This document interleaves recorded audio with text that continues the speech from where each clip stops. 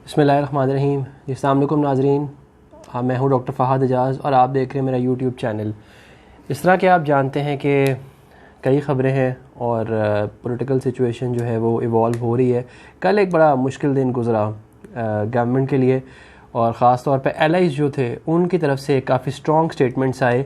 और इसमें सबसे पहले जो है वो अगर आप बात करें असलम भूतानी साहब जो कि बलूचिस्तान से एक इंडिपेंडेंट आज़ाद MNA हैं, उन्होंने सबसे पहले कहा कि वो PTI के दौर में बहुत खुश थे और फ्लोर ऑफ द हाउस उन्होंने ये बात कही कि उनको वहाँ पे फंड्स भी मिलते थे और उनकी स्कीम्स को भी एलोकेट किया जाता था और इस हवाले से वहाँ पे उनको जो भी उनकी डिमांड्स थी वो पूरी होती थी। लेकिन यहाँ पे उन्होंने कहा कि उनके फ़ंड्स जो हैं वो उनको नहीं मिल रहे और ना ही उनकी कोई डिमांड जो है वो पूरी की जा रही है। तो इस हवाले से उन्होंने एहसन इकबाल से आपसे बहुत गिला किया और उन्होंने कहा कि इज़्ज़त तो है लेकिन यहाँ पे उनको फ़ंड्स नहीं हैं।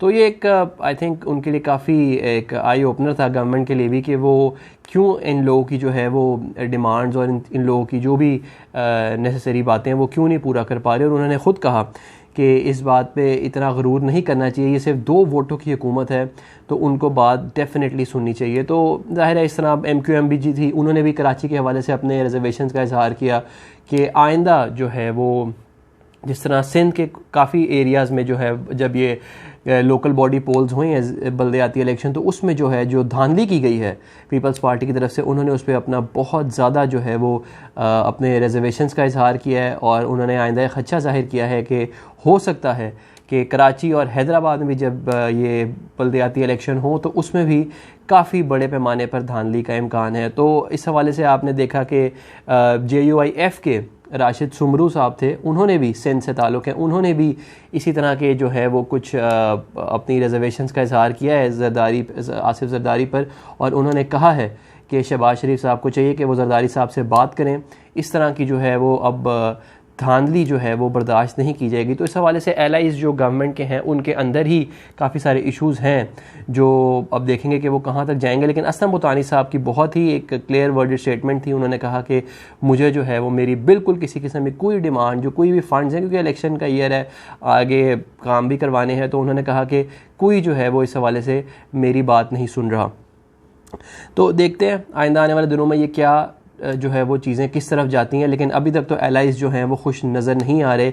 और इसके साथ साथ जो है शहबाज शरीफ साहब ने बड़ी 2 बुरी ख़बरें सुनाई। उनमें से एक तो ये थी कि अब जुलाई के अंदर जो है वो लोड शेडिंग का एक मज़ीद दौरानिए में इजाफा किया जा रहा है। लोड शेडिंग बढ़ने जा रही है क्योंकि जो गवर्नमेंट है वो LNG की जो परचेज़ है वो टाइम पर नहीं कर सकी, जिसकी वजह से अब जो है उन्होंने एक ख़बर सुनाई है कि लोड शेडिंग में इजाफा होने जा रहा है, जो कि एक बहुत ही मैं समझता हूँ कि अफसोसनाक बात है। हुकूमत को इस पर जो है वो जब पता था कि आलमी सूरत हाल इस किस्म की है तो उन्हें फ़ौरी तौर पर बंदोबस्त कर लेना चाहिए था। और जो मीडिया हमारा बड़ा उस वक्त PTI के दौरे हुकूमत में बहुत ज़्यादा वो शोर मचाते थे कि जी LNG की क्यों नहीं परचेज़ की और टाइम पर नहीं किया, गवर्नमेंट को लॉस हुआ। अब वो मीडिया कहीं भी नहीं दिखाई दे रहा, वो क्यों नहीं शोर मचा रहे।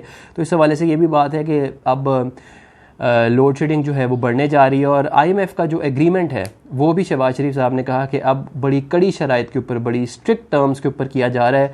तो पहले तो ये कहते थे कि जी जो भी मुआहदा है ये तो इमरान खान साहब करे गए हैं और हम तो सिर्फ उनकी जो शराइत है वो पूरी कर रहे हैं।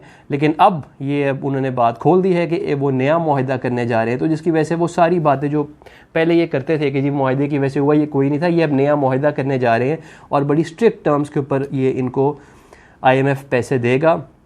और उन टर्म्स के मुताबिक ही अब जो है वो देखना पड़ेगा कि क्या क्या, जिस तरह बजट में टैक्सेस का नफाज हुआ है तो आइंदा एक महंगाई का तूफ़ान जो है वो आने का इम्कान है।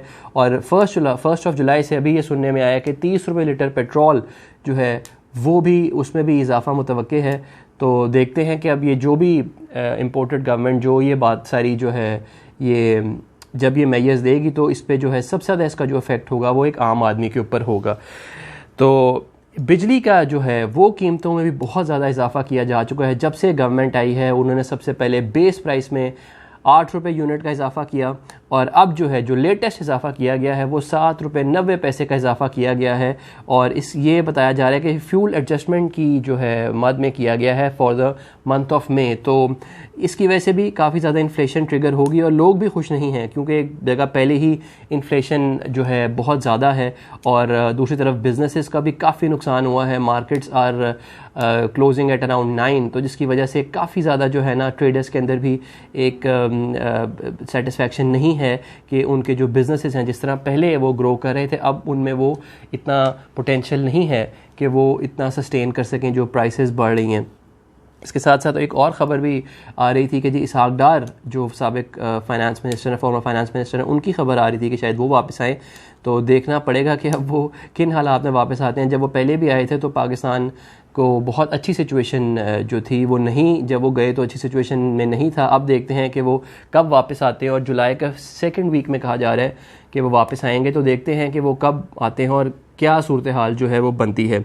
इसके अलावा पंजाब में भी जो है वो बड़ी इंटरेस्टिंग सिचुएशन है। हाई कोर्ट में केस जारी है हमजा शहबाज की सीएम शिप के हवाले से और 40 डेज़ गुजर चुके हैं, 40 दिन हो चुके हैं। वो केस जो है वो पेंडिंग है, उस पर रोज़ समाअत होती है, कभी नहीं होती। और अब आज भी जो समाअत हुई उस हवाले से भी ये कहा जा रहा है कि कल तक का टाइम दिया गया है कि गवर्नमेंट को उनका जो भी मौक़िफ़ है वो सामने लाएं। तो जो 5 सीट्स थी, जो रिज़र्व सीट्स थी, जो इलेक्शन कमीशन नहीं दे रहा था पीटीआई को, अब वो हाई कोर्ट के ऑर्डर के मुताबिक उनको देनी पड़ेंगी। तो देखते हैं ये सूरत हाल अब किस तरफ जाती है। बहरहाल पंजाब में तो जो है जो बाई इलेक्शंस भी होने जा रहे हैं उसमें जो बड़ा वाज़ेह ट्रेंड नज़र आ रहा है वो यही है कि पीटीआई ही लीड कर रही है और इस हवाले से कोई वे आउट ही नज़र आ रहा, क्योंकि जो भी कैंडिडेट्स पीएमएलएन ने फील्ड किए हैं ये वो हैं जो सारे पीटीआई के थे और उन्होंने अपनी जो है वो वफादारियाँ तब्दील की। तो लोग जो है वो किसी सूरत उन लोगों को वोट देने को तैयार नहीं है। तो आने वाले दिनों में पता चलेगा, लेकिन इस वक्त की सूरत में जो है सारी रिपोर्ट्स के मुताबिक पीटीआई को काफ़ी हद तक एज हासिल है। तो ये सारी थी अपडेट्स। तो इंशाल्लाह अगले वीलॉग में आपको मज़ीद तफसीलात से आगाह रखेंगे। आपका बहुत शुक्रिया। अल्लाह हाफ़िज़।